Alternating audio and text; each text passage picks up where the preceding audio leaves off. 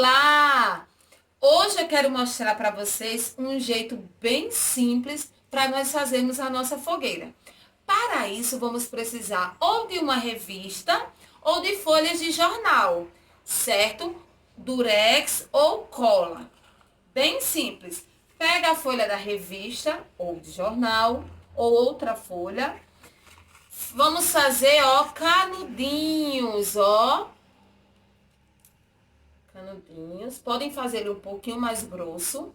Daí, na pontinha, coloca ou um pouquinho de cola ou um pedacinho de durex.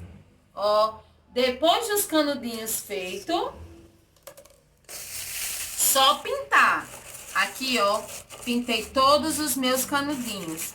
Depois de pintado e sequinho, só montar a fogueira.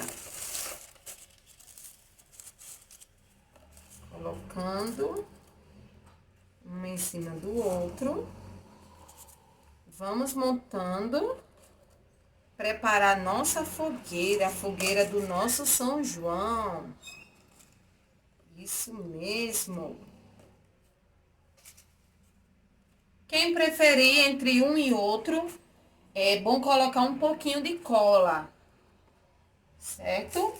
E para fazermos o fogo, eu vou colocar um pedacinho de papel celofane que eu tenho aqui. Vou colocar aqui no centro.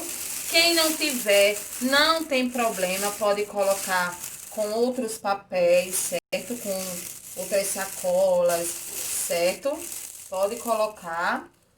E tenho também esse crepom aqui amarelo, que eu vou colocar aqui bem no centro, certo? Só dar uma arrumadinha aqui na nossa fogueira.